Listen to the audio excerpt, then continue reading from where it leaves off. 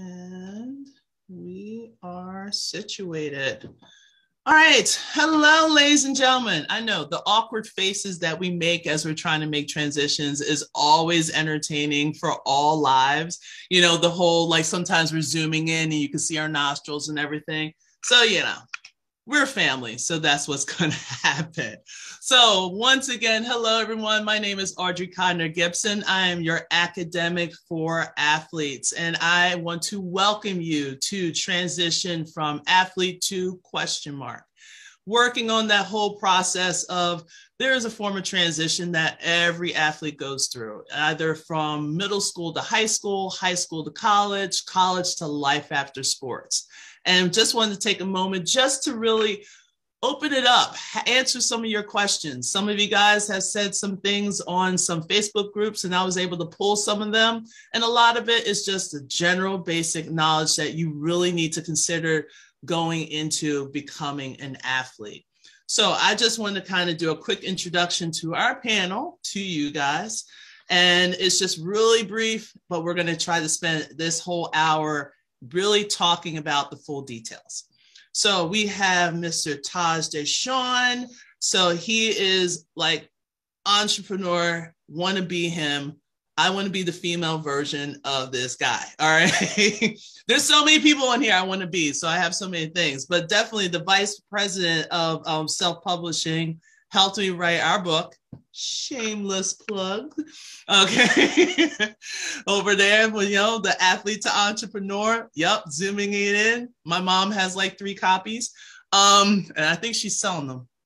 I have to get my cut. But anyway, definitely the author and a former D1 football player at Stony Brook University.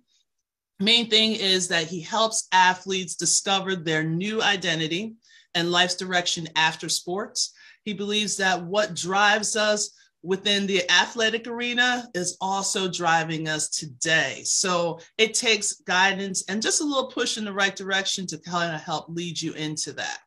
So besides just helping out with the whole mental aspect of it, he also helps out with people to land those jobs and businesses as they progress into their lives as former athletes. So we have Taj Deshawn, and then we had Dr. Sarah Lepe.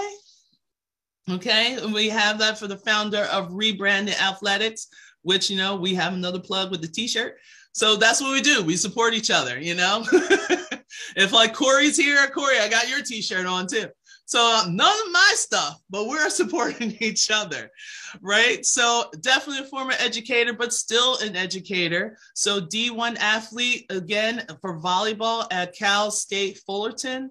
So she's passionate about helping athletes, so college, professional, and former athletes to understand their potential and drive them towards their transition out of athletics and becoming change leaders in the world by taking their skill set and rebranding themselves as they enter to the next phase of life after sports.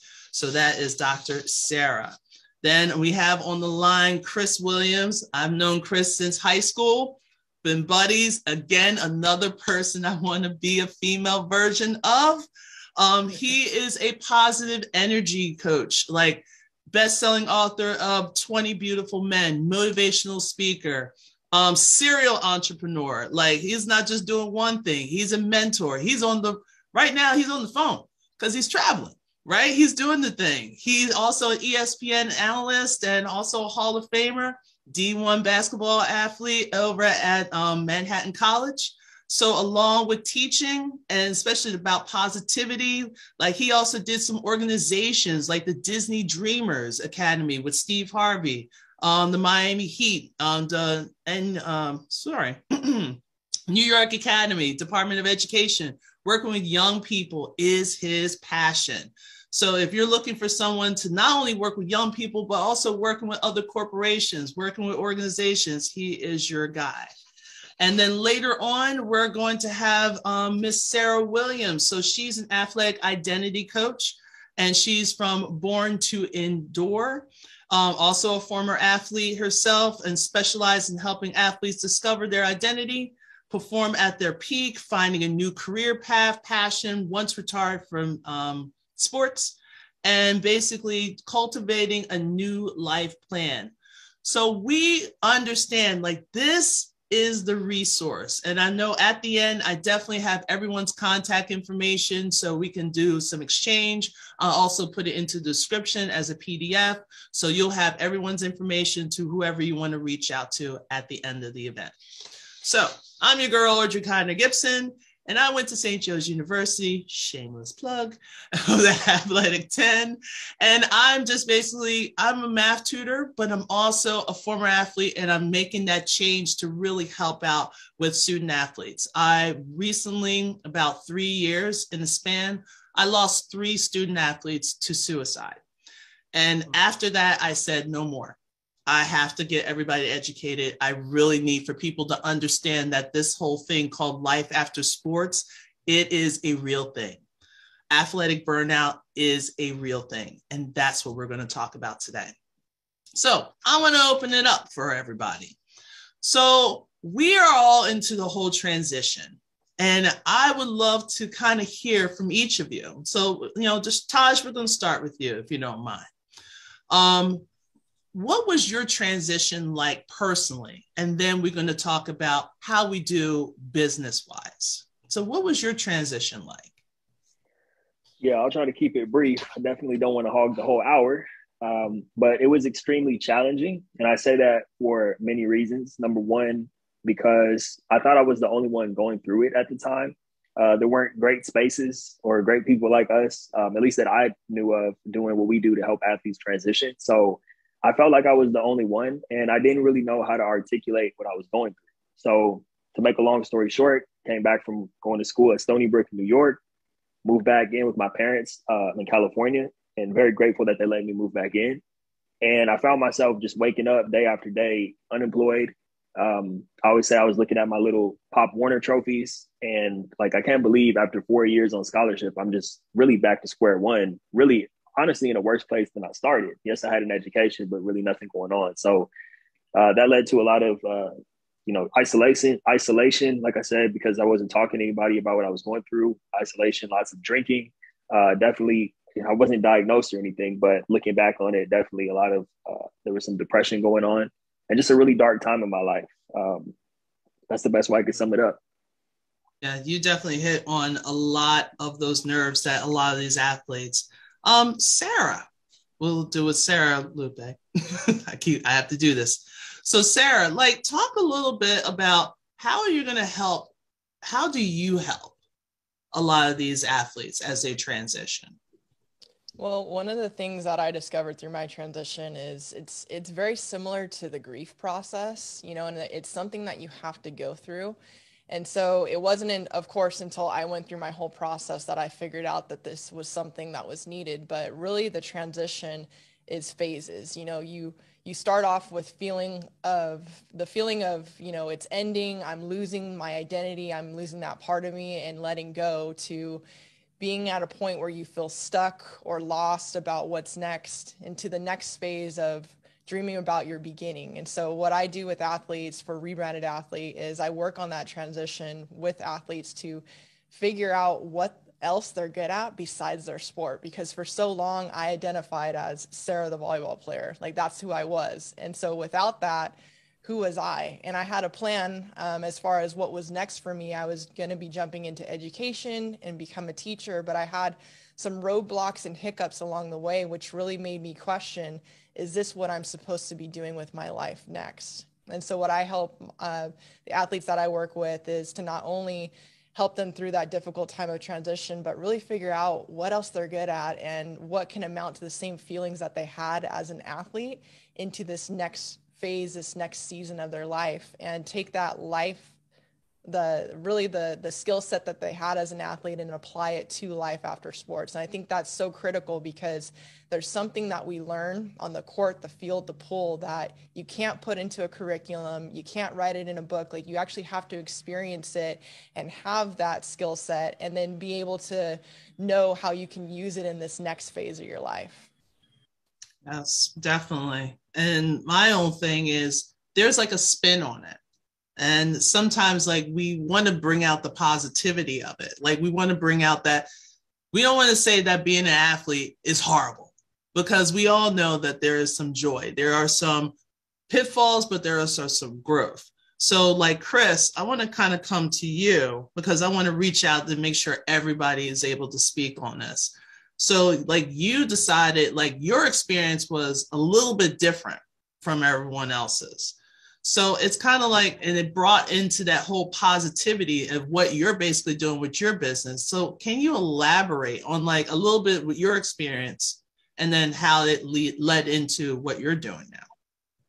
Well, first I want to say thank you so much for having me with these distinguished guests here, both of them on the money. For me, maybe a tad different, but very similar. However, going into my senior year, I had an idea that I did not plan on playing basketball any further at the next level. Probably had some opportunities, but mentally I had kind of tapped out, and I just did not want to do that any longer. So as a point guard, one of the things I was fairly decent at was being a leader. And that kind of led me to my speaking engagement and wanting to be a speaker and wanting to be into television, being on ESPN. So as a communications major, that's one of the things I thought about before leaving the game. So the positive spin for me, I would always tell myself, the roar of the crowd is not for me. They're cheering for what I can do. But when I can't do it any longer, they're going to cheer for someone else. And I think oftentimes athletes have such a difficult time figuring that out because the sport will continue with or without you. And at some point, everybody has to stop and it'll keep going. And once you realize that, I think that helps out a lot. But the one thing I struggled with, or at least had a challenge with the most, was the competitiveness and having the practice. And my body was just used to doing that all the time, and not doing it all the time was kind of a shock. And it's like just trying to make that adjustment. You know, I think all of us had that point, like Taj mentioned, like just making that adjustment. Like, how can we move on to it? So then with Sarah Williams, I would love for you to kind of talk about how do you help those young men? Like, okay, we're not young chickens anymore, but you know, we still can do what we gotta do. But how does your service kind of help them, guide them through so you can cultivate that plan that you were talking about in your bio? Hi, guys. It's good to meet you all. I'm happy to be here. So this is such a great topic, and it's one that we all deal with. And so many times I have clients come to me and say, gosh, I wish I would have had you when I was going through this 20 years ago, right? So what I do is I help in my program athletes discover who they are. So as you know, when we're competing in high-level sports, whatever that might be, and you might be going to college, you might be in college ball, you might be, I do coach professionals as well. And we all know that being an athlete, there's an expiration date, like Taj was saying and Sarah was saying, is that when you are all immersed in becoming the best you can be as far as an athlete goes, some of that stuff gets lost as far as who you are as a person. You also end up bending your values, believe it or not, to align with how you can get to the top of your playing field, whatever sport it might be. You bend your own values to try to be better. And so they may not be bent like so far off, but what I do is I help people get back to who they are by learning what their values really are. What are they aligning with in this moment? So I love what Sarah said as far as the grief process goes, because it's a grieving process because we are losing who we once were, right? We are always an athlete. So we don't lose the identity of an athlete. We just have to take on a different identity to be able to compete in other areas of life, into a career. We don't know what that looks like outside of being an athlete. So I like to tap into people's value systems and find out what their why is, what pushes them through. And because I was an athlete myself, I can communicate in a language that's friendly with athletes that understand. So I can talk in terms of, okay, let's push yourself a little bit more. You know, you can take it. I also get into the emotional intelligence piece, which is incredible, because what happens is if they're like me and someone like me, as I stepped into sports to escape things from home. So I used sports as an escape. So what happens is I didn't learn how to deal with my emotions properly. I was using the rage, if you will, out on the court, out on the field. And so I didn't learn how to deal with my emotions. I didn't understand that life could be different than what my parents taught me. So I go through a lot of that kind of stuff and discovering who you really are at the core. So my slogan is, I'm an athletic identity coach, and I help you become who you were meant to be, not what the world has transformed you to become. That is wonderful, because that's where we constantly get lost. We constantly get lost in a lot of people that I've been talking to on Facebook, and a few of the parents literally say at the rightful age of 2, I put my kid in a sport. It's either because I didn't want them to tear my house up. I loved how they defined their children as wild. My kid was wild, all kinds of crazy. And when you've done it, and like a lot of you guys, you basically work with the transition of adults, basically like people that will go into college or life after sports or maybe even professional levels. But how can we take this, and this is going to be open so anyone can chime in. How can we take this to kind of formulate for those younger kids, like those that have been playing since they were 2, and now they're burnt out as a middle schooler. And when it comes to high school, they're like, I don't want to do it anymore. And we'll talk about the parent aspect in a second, but how about the child right now? Like, how can we, and I'm going to make it open for everyone. Oh, go ahead, Chris. No, I was just saying, I'll go next. Ladies first, please. Well, I love this question, because that's kind of where I'm shifting some of my business to, is going to help people who are younger. Because what happens is by the time they're in high school or in college, it's almost we got to work backwards. So adjusting them to their emotions, having them learn how to process emotions, what emotions are. Like right now I have a 6-year-old who's having problems sleeping, right? And so it's very clear to me that he doesn't understand what's happening. Like all of us go, oh, insomnia, we have our mind going on and on and on. But it's the same for a kid. They're sitting there going, I don't know what's happening to me. I feel like I'm being bad because I can't sleep and I'm supposed to be in my own bed and all this stuff. And so we have to teach them younger also about sports. So they could be sitting there thinking about themselves that they're bad in sports, or, their coach doesn't like them, the teacher doesn't like them, all these things. And so helping them younger learn who they are and that they can experience all these emotions and be good, if you will, at sports or life or whatnot, and they're not being punished for having these emotions. I think it starts way, way back then, in my opinion.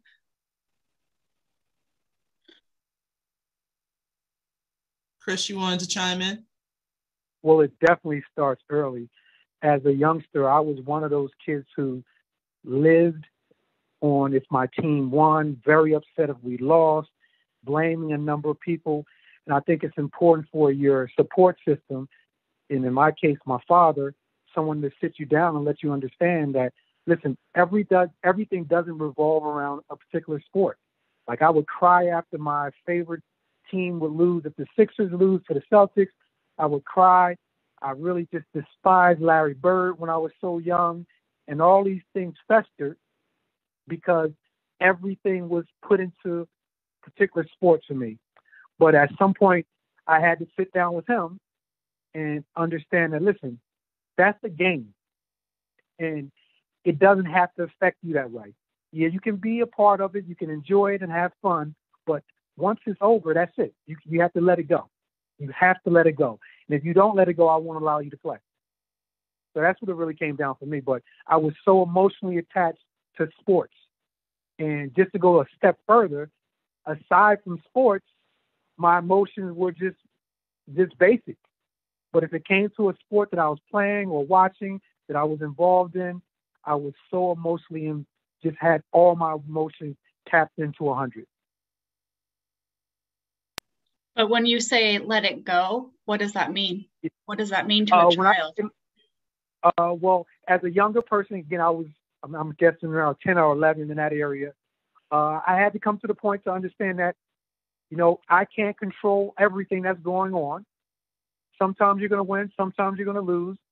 And meaning I can't just emotionally put everything into it where I'm crying and upset all the time. And I had to let that emotion, or at least that portion of it, go from a standpoint of it's not all about me. I can't do anything with that.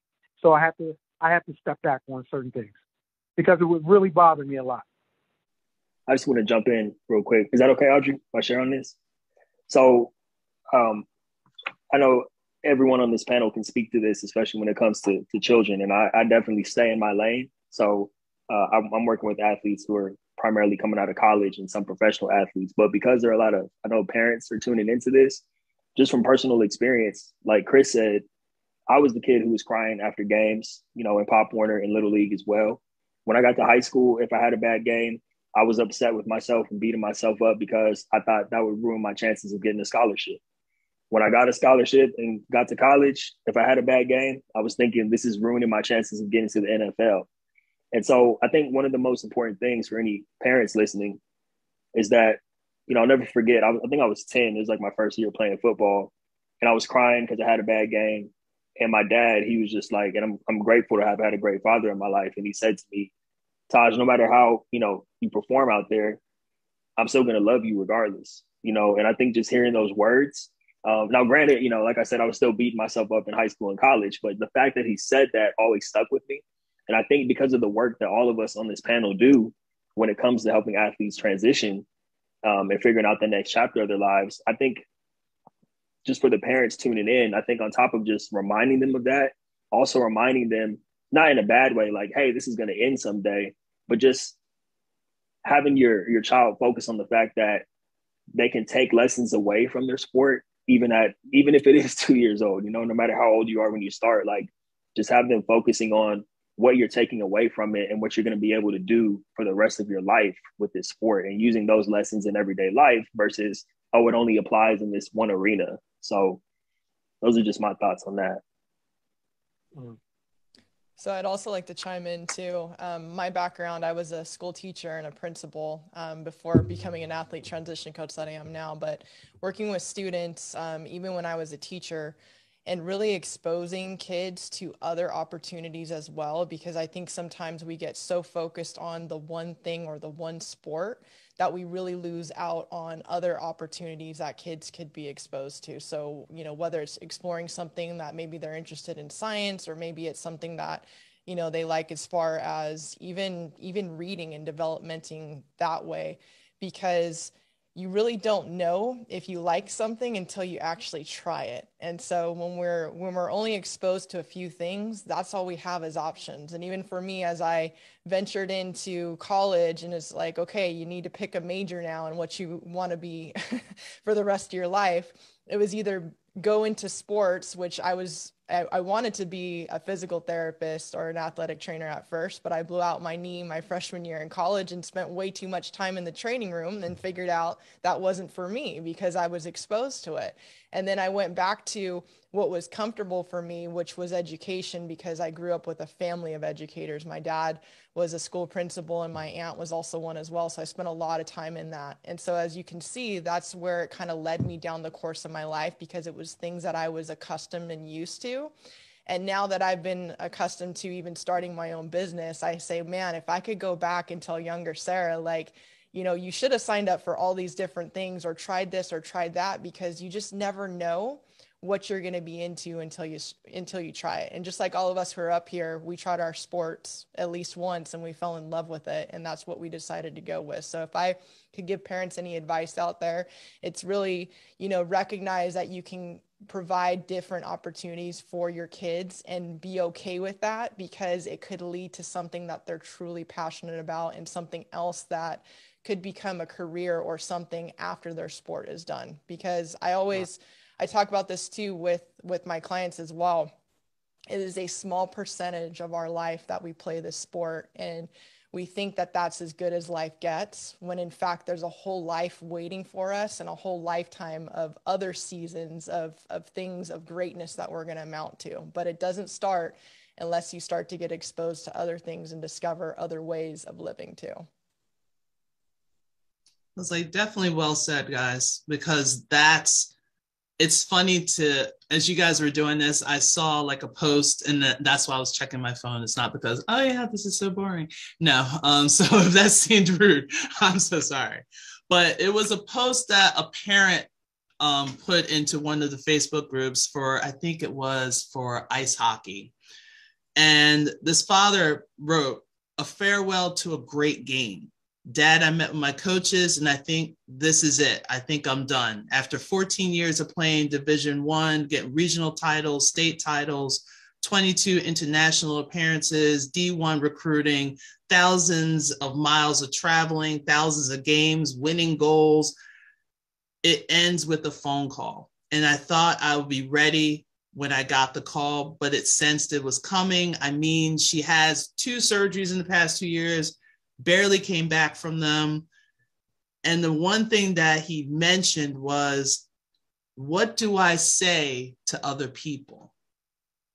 So it's almost like it's not only the athlete that's going through this transition, it's also the parents, because, they're the ones that are out there and putting like traveling. And sometimes you have some parents that are like that, sometimes you don't. But when you get those parents that are really vested, like they are on the court with you, or they're on the field with you. And then when all of a sudden that transition of life after sports hits, regardless if it hits in middle school, high school, or after college, they're lost as well. Like I knew, like when I graduated from college and I went overseas, and my parents didn't, finances, we can't just go ahead and fly to France. We don't have that. But they felt lost too. They stayed and went to St. Joe's games after my first year of graduating. And they're just like, this is different, because, we don't have our baby out there to root for her, but we'll root for her friend, but her friend's graduating, and they felt lost. And then all of a sudden when they go talk to their friends, they're like, what is she doing now? What is, it's always that question. And like, I know we all had to go through that question, and it was just like, the shiver down your back, like, please don't ask me, please don't ask me, please don't ask me. But they always do. But it's almost like, as we're sitting here talking to parents, like, even though we're helping with the athlete, is there any kind of suggestions that we can give for parents with their transition of life after sports?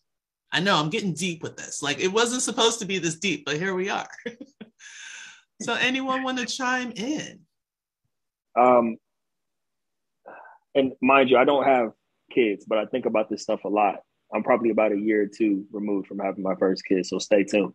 But I would say, I think number one, and I'll speak specifically to the college level, just because that's the majority of athletes I'm working with, and that was my experience. So I think as a parent, well, first of all, the fact that we're having this space right now is helpful, so parents can understand what their child is going through. That way, it's not the parent, as a parent, you won't be so focused on yourself. You can realize your child is experiencing something as well. But I look to my parents, and I think one thing they did a great job of was not pressuring me. Like that question you brought up, Audrey, of, please don't ask me, like, you go to family dinners and the holidays and stuff. People are asking you, so what are you going to do now? And you're just scrambling to try to say something, oh, I had this job interview, or I'm thinking about getting into sales, or whatever, like, whatever we say during that time. And as a parent, I think it's helpful if you can just allow time for them to kind of develop and not necessarily meddle, but just let them know that you're there. If if your kid needs anything, or they may be experiencing something.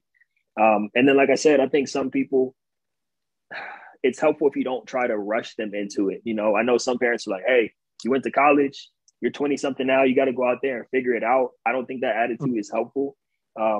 Not that you have to let them stay at home until they're 30 and 40 years old, but at the same time, I think there needs to be a grace period where you understand they're trying to find themselves again. And I think just having that friendly reminder from a parent to a child that I am here for you in the event that you need anything, even if you just need to get things off your chest or anything I can support with, knowing that, someone has your back goes a long way. Excellent, guys. Go ahead, Sarah. Okay. I have like Major League Baseball players, and this is hard because, you've got kids that have gone, they've started playing at, 3, 4, 5 years old, and they've gone all the way up, and the parents are very invested, basically. And you've got major league players, and they're sending money home to the parents, right? And so it's really difficult because if that contract doesn't renew, the player is not only letting down or feeling like they're let down, but they feel like a huge weight that they now cannot provide for their families. And so I have some that have been in some better situations than others, but we have a lot of players that we pick up from like Dominican Republic, Cuba, et cetera, where they're coming from incredibly, horrible poverty areas where they have nothing. Like I've gone on baseball tours in Cuba, and they're playing with, sticks like we would as when we're kids, but they're adult, high school kids. This is what they're playing with. And ran a marathon there, and they have at the end of the race where you donate your shoes that you just ran your marathon in, because they don't have any. They were running in like pairs of Keds that are not even, off-brand shoes. So they just don't have the structure. So it's very important for them to send money back. And so in that case, it's very hard because the parents become dependent upon the child for income to survive. And, there's a hard level is because they're not necessarily expecting their child to do that. It's just part of their culture. So, as far as how do you, they love their children immensely, just like most of us parents do. But it's just really hard to get on a line with how, what's the fine line between having a parent, being right there on the sidelines with them or in the game versus, being supported by them. And so that's a question that I get a lot.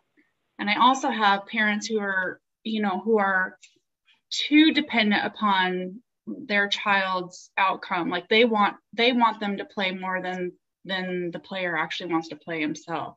And they don't know how to approach their parents. Like, I'm just going to be done. And I had one recently decide that their career is over. But the mom is on the other end talking to me going, how do we keep him in the game? And so that was a really hard thing because I say, I'm like, Mom, he's 28 years old now. Like he can live his life. And if he's not playing at the top level, he definitely has a choice, and this is his choice. So, as far as parents, like I love what Taj says, is like, make the space available to listen to your children. And if it's people who are hoping to, make a monetary amount and help them in a family situation, like how do we make that pressure not so strong on the children, because once they don't get that contract renewed or get an injury or mental health injury, I don't know if you guys know this, but baseball doesn't pay for mental health injuries if you're on the bench. So, any other injury, you're still making a paycheck. So we have to make it okay that they can fail, right? Failure, we have to talk about failure with our children, that in a way that it creates other opportunities and make it not look like it's a, end all end, if that makes sense. So my parents were very, very involved in my sporting career. Even my senior year in college, I remember they went to every single game across country. They made it a point to be there, for every single game, because they knew that was going to be the end for me. But my parents were always very involved. Whether it was high school, they were always helping out with the snack bar, different things like the parent group.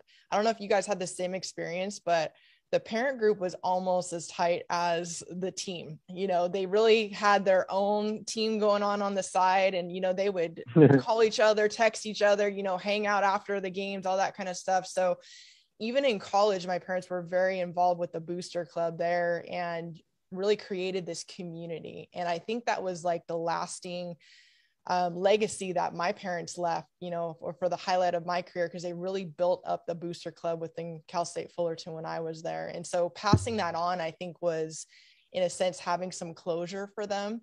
But as I went through my transition, I realize now they went through a transition too, because I played volleyball for 14 years, and that was a big time commitment for them with everything that they did, within their life. And I look back now and I do remember my dad would go and volunteer even at my high school, the games after my career was over, because he still wanted to kind of be involved in it. It did trickle off over the years, but I think that kind of helped in their transition as well, not to just completely stop everything, but to also see ways to give back, especially to the different organizations and things that I was a part of.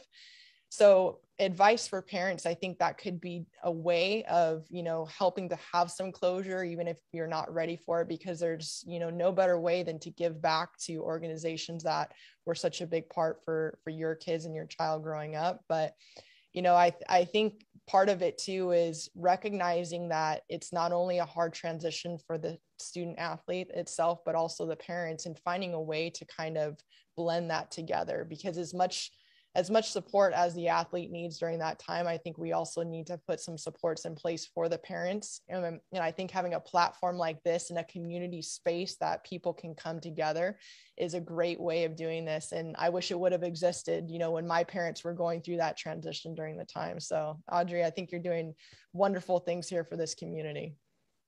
Mm-hmm.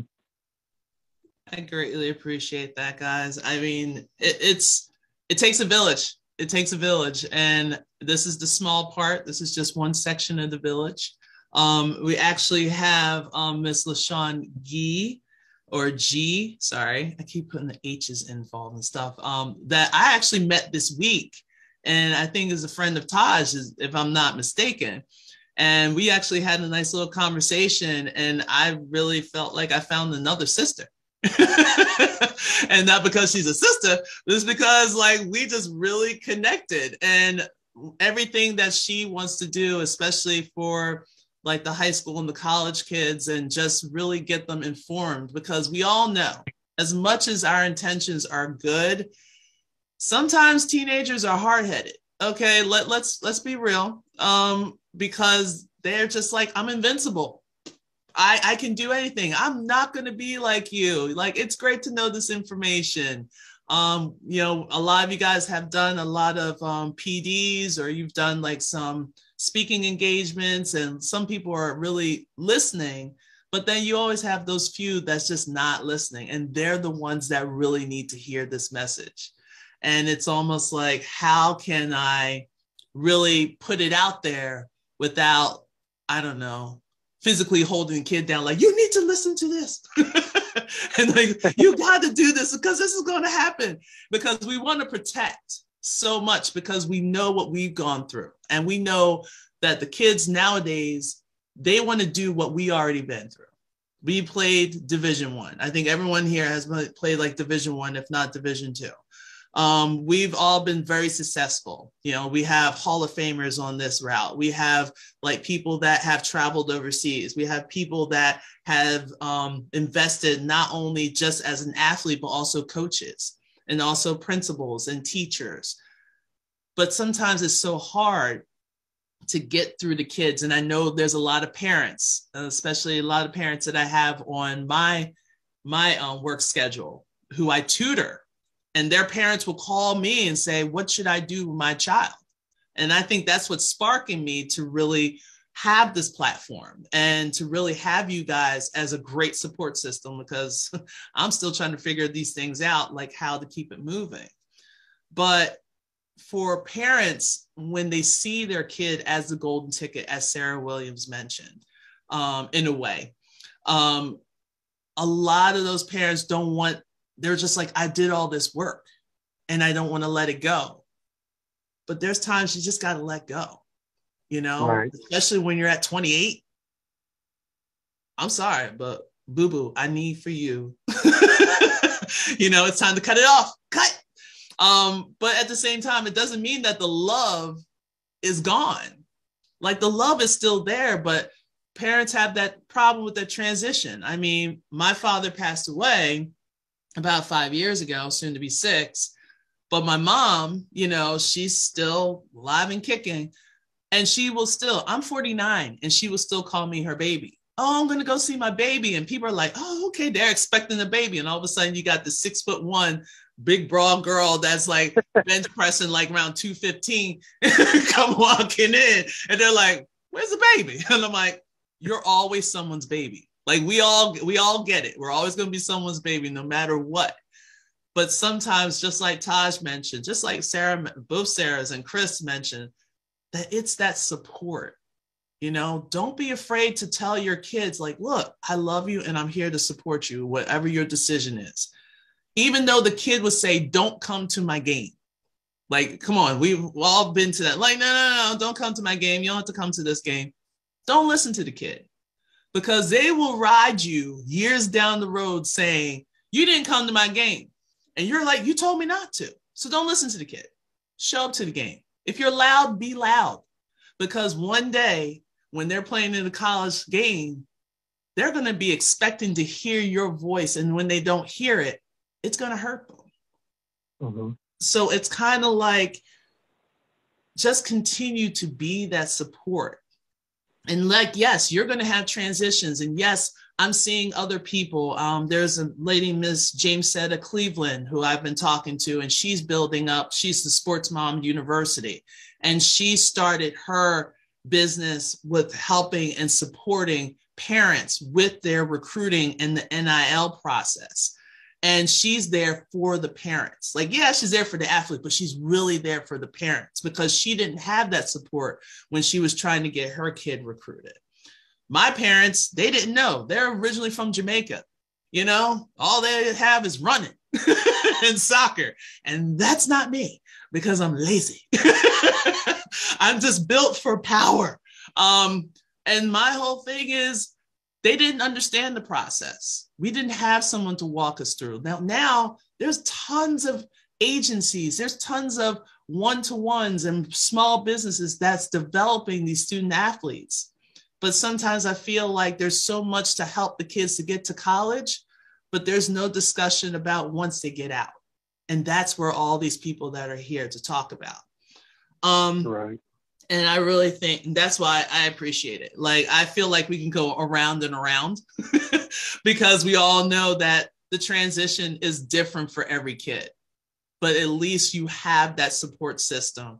And at least here's a name, here's a person. So I know at the end of this video, and then look in the descriptions past the timestamps, I'm going to have a link of everyone's contact information. So if you saw something and you felt like something resonated, with Taj or with Sarah and Sarah Williams or Chris Williams, please, or even with me, reach out. Because when you do this in silence and you try to do it by yourself, you're going to be another statistic. And that's what I don't want. I don't want another statistic. I don't want to go to another funeral. I don't want to go and do another GoFundMe. And I think everyone feels the same way about this. So to really kind of sum up, like, we talked about parents, we've talked about how we're going to help with child's, but let's talk a little bit about our business and our businesses and how are we supporting in our special way.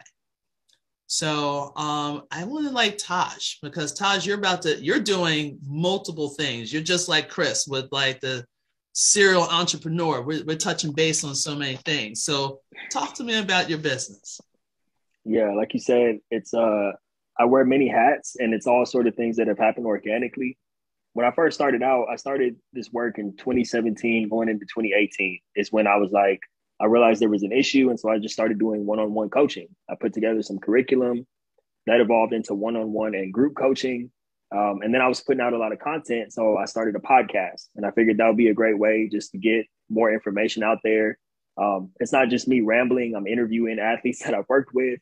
I have great people like yourself on, Sarah Lepe and Audrey, you've been on there, and Sarah Williams. I will be reaching out.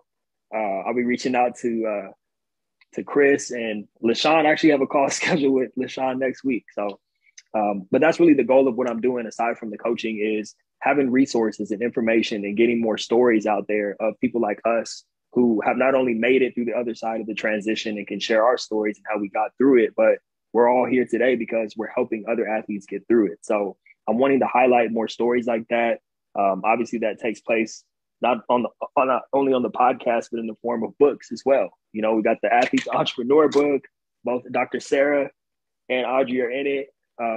Sarah Williams, I believe you're participating in Forever Athlete with Corey Camp. So just getting more athlete stories out there and having all of us come together is really kind of what my new mission has been. And since I published my first book, I don't know if you can see it in the background, but this is my first book, Thrive After Sports. This has brought me a lot of opportunities to go in and speak. And so in addition to the podcast and the coaching, I'm really looking to get into more schools and get in front of athletes and do workshops and speaking gigs and things like that. So that's my mission. Just like everybody else here, I'm just trying to innovate and find different ways to help athletes avoid some of the challenges that we all face. Nice. Perfect. Sarah Williams, tell us a little bit about your business. Okay. Well, I am also a emotional intelligence and athletic identity coach. So I'm adding, I don't know if you guys saw this, but this is super interesting as article came out, was it today or yesterday after the Super Bowl? And one of the key areas that the coach was using to help the athletes excel was gaining skills in the emotional intelligence area. So they coached more instead of a physical skill set, although that comes along. They focused more on a mental skill set, and that proven to help them win the Super Bowl. So I have been doing this and also branching out to more public areas, helping companies as well and businesses trying to help their leadership structure operate from more of emotional intelligence, because I know if I can get to these adults, they all have children at home, they take it home and they practice what they learn at home with their children. What happens is we're in an environment where we live what we learn what we live, right? So that if we're not taught these skills, which most of us aren't because our parents didn't know, then we don't know how to react. We don't know what to do with this anger and disappointment, or, I also teach on perfectionism, because this is a huge trait that I think a lot of athletes have experiences. We want to be perfect. And that's where, we have expectations that we put upon ourselves that nobody could meet. So we're constantly disappointed when we don't perform at whatever our expectations of perfection is for us that day. So we're constantly in a mode of disappointment for ourselves. We're our own worst enemies. So basically, I work with athletes to teach them how to love themselves well, starting with learning who they are and adding that emotional piece, because then they're able to spread love and be a mentor for others. So that's kind of how I'm kind of a top-down approach as far as that goes, and with helping people overcome when they come out of an athletic career or they have an injury. We deal with all those emotions, like Sarah was saying. It is really a grieving process that you go through. So I do it in a different way, not a traditional grief plan, but I do it through emotional intelligence. Thank you. And then Sarah, Dr. Sarah. So I am very similar to Taj, athlete transition coach, and I am the founder of Rebranded Athlete. So it looks like Taj is my walking billboard for you guys today. Thanks, Taj. Appreciate the support. But I work with college and professional athletes as they transition away and trying to find their place in the world. And with my experience and background, I could talk about it all night, but the very, very short Cliff Note version is that when I finally got into my career as a teacher, I knew I wasn't going to be there long because I saw that I was different already because of the skill set that I came with as an athlete. And so within 5 years, I moved up into a site leadership position as an assistant principal. And within 3 years from there, I ended up being a school principal. And I really attribute all that success to what I learned on the court. There's no way that I would have been that type of leader. Those skills were in me very early because of my sport. And so the concept of a rebranded athlete, we hear about former athlete, retired athlete, but I really don't like those labels because it kind of sounds like it's in the past. And so what a rebranded athlete is taking those life skills, that skill set as an athlete, and learning how to repurpose it and rebrand it into this next phase of your life, because you're always going to be an athlete. There's no way that label is ever going to be taken away from you, but it's learning how to move forward with it in this next season of your life and apply it in a new way. And I really believe that athletes have the ability to change the world just because of our given skill set, if we're given the right place and time and the right purpose in life after sports to do so. So, if any of you resonated with anything, tonight, I'm so honored to be up here on this panel with everybody, sharing all of our expertise and everything that we have gone through in our lifetime. So if there's anything that I can help support you with, please feel free to reach out. And I'm also an author as well, too. In the author club, I have my own book here, Pivoting from the Game. And I know Athlete to Entrepreneur, you can see it on Audrey's screen and Taj's screen as well, the co-authoring book that we wrote together. And in addition to that, I help out with self-publish in 30 days as well, too, because writing my story was so impactful that I want to be able to help other people share that with the world, too. So thank you. And Audrey, thank you again for having me on. No, thank you. Thank you for taking this time. And then Chris, let's talk about you. Tell us about your business. Well, again, Audrey, it's been a pleasure.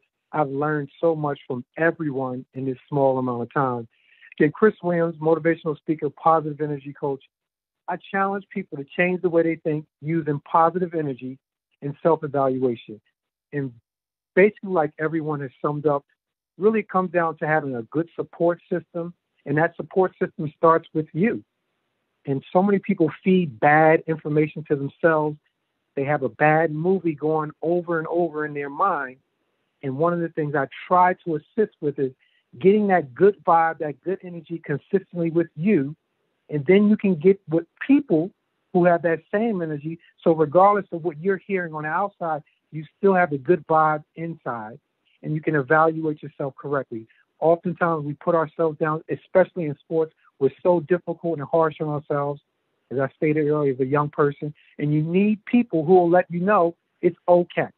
You'll be fine. You lost, but you still can win.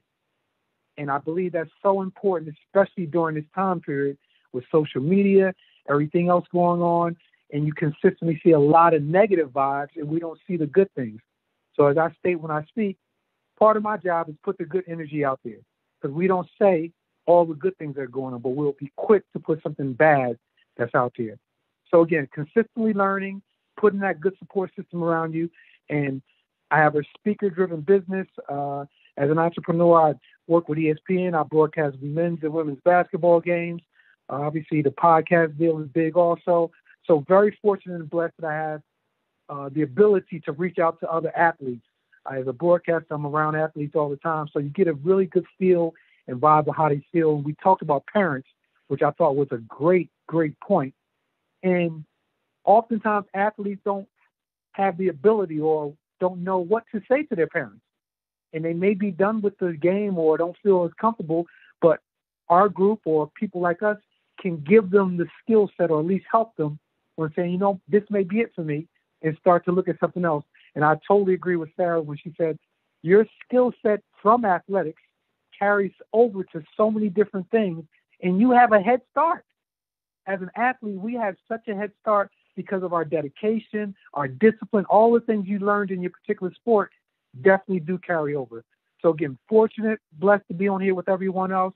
If anybody needed me, I'm willing to help. Like I said, student first, teacher second, serving always. And I think we're all in that serving business.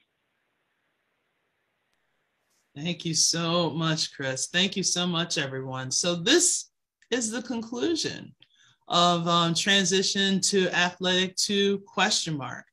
And based on all these people that are here, I can go no wrong. I can go no wrong with life. Like, life should be just wonderful. And it is, because I have these lovely people as a support system. So this was for the month of February. So for next month, I'm actually having another one. I think it's March the 17th. I want to be clarified on, just before St. Patty's Day. Why not? Why not? We're not doing anything. It's basically going to be how the raising of a female athlete. So that's going to be for the month of March, is usually Women's Month. And just want to reach out to the fathers as well as the mothers about, like, what's it like to raise a female athlete? And a lot of people, they think everything's the same. And just the difference of why are we so prone to getting our ACLs torn, or why are we so prone to have, weak ankles, and why are things being treated different for female athletes than for male athletes? I didn't notice it until I had a daughter. So I'm starting to see a lot of that. So that's going to be the next one in March. So just be ready for that. And then possibly in June, go back to the whole becoming an athlete. So we can start with that transformation again, working from looking at mental health, looking at the NIL, looking at branding, looking at wellness and nutrition, as well as recruiting. Because a lot of people, they're still a little bit lost with the recruiting process, but at the same time, knowing what you're getting yourself into. So again, I'm Audrey Codner Gibson, and thank you so much for taking the time out of your day, or even just to look at the replay if you're looking at that. And if anything, make sure you look into the description to get all our contact information. You can also sign and subscribe for my YouTube channel, because I'm going to be starting a new series called Becoming Auto. Yes, that's my nickname. So I'm going to go through the whole process of how it was like me growing up. So that you can get a good idea. So thank you again, and have a lovely evening, and see you soon.